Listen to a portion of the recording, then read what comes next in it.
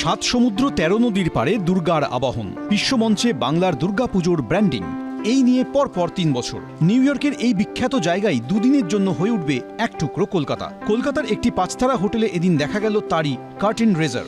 এবার টাইমস স্কোয়ারের পুজোয় brand ambassador Rituparna Sengupta. Curtain রেজারে উপস্থিত ছিলেন তিনিও।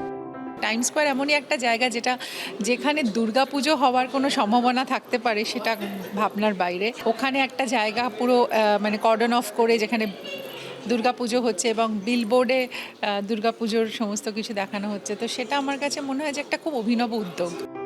১৭ এবং ১৮ই অক্টোবর টাইমস স্কোয়ারে ফুটে উঠবে একখণ্ড বাংলা।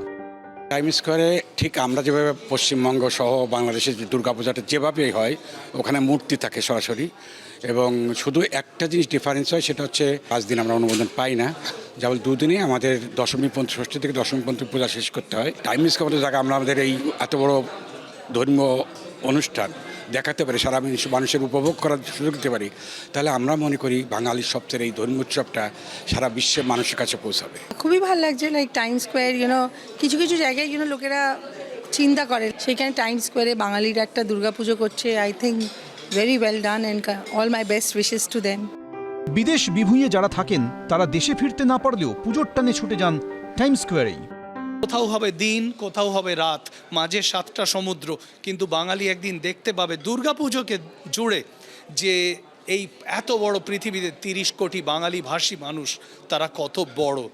ঠিক সেটাই হয়েছে। আমাদের কলকাতার থেকে টাইমস স্কোয়ার হাজার হাজার মাইলের দূরত্ব, যে বাঙালির আবেগ দু জায়গাতেই এক। বাঙালির কাছে দুর্গাপুজো হচ্ছে বাঙালির নিজস্ব গল্প বলার জায়গা। সেটা আমার শহর শিলিগুড়ি হোক কিংবা টাইমস স্কোয়ারে হোক, প্রত্যেক জায়গায় বাঙালি মায়ের কথা বলে, বাঙালি দুর্গার কথা বলে। এবার কি ব্যাপ্তি আরও বড়? কলকাতার মণ্ডপের মতোই আরও ভিড় টানবে টাইমস স্কোয়ার। রুমা পালের রিপোর্ট, এবিপি আনন্দ। 2 কোটির জমি বিক্রি করা হয়েছে মাত্র 21 লক্ষ টাকায়। মালদার রতুয়ার বিধায়কের বিরুদ্ধে আর্থিক তছরূপের অভিযোগ উঠেছে। বুধবার তাকে থানায় তলব করা হয়। বিধায়ককে ঘিরে ওঠে চোর স্লোগান।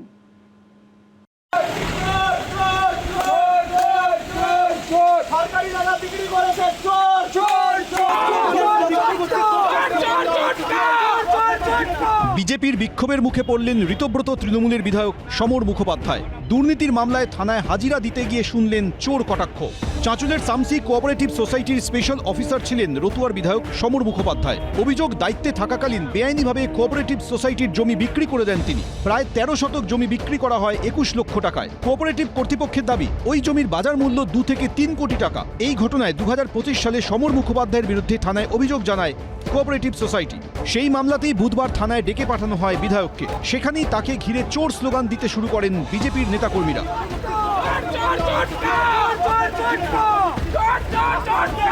বিক্ষোভকারীদের সঙ্গে বচসায় জড়িয়ে পড়েন বিধায়ক।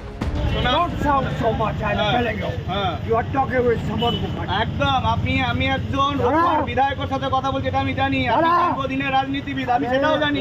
আমাকে ফাঁসাবার ওই যে জমিটা আমার দেখানো হয়েছে, আপনি সেটা দেখলাম নয়। এই ছবি নেওয়া কি করে হয়? কি করে হয় সরকারি সম্পত্তি?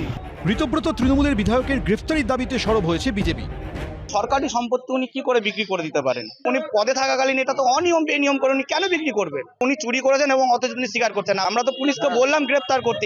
আমার নামে দেখানো হয়েছে, সেটা দাগ নম্বরই ভুল। এটা আমাকে কালিমালিপ্ত করার জন্য এগুলো বলা হয়েছে। এটা খরচ যাতে আমি টিকিটটা না পাই। যে জমিটা দাগ দেখানো হচ্ছে সমর মুখার্জি বিক্রি করেছে, সেটা শামসি মার্কেটিং এর জমি নয়। সোমবার রাতে কোচবিহারের সিতাইয়ে পৈতৃক বাড়িতে ঢুকতে গিয়ে প্রবল বিক্ষোভের মুখে পড়েন এনসিপিআই সাংসদ জগদীশ চন্দ্র বসুনিয়া ও তার বিধায়ক স্ত্রী সঙ্গীতা রায় বসুনিয়া, যিনি বর্তমানে ঋতব্রত শিবিরে। মঙ্গলবার কেশপুরে বিজেপির বিক্ষোভের মুখে পড়েন ঋতব্রত তৃণমূলের বিধায়ক শিউলি সাহা।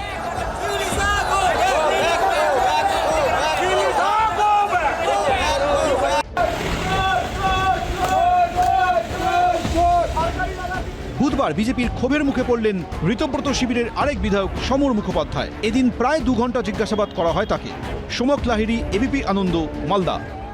এবিপি আনন্দ, এগিয়ে থাকে, এগিয়ে রাখে।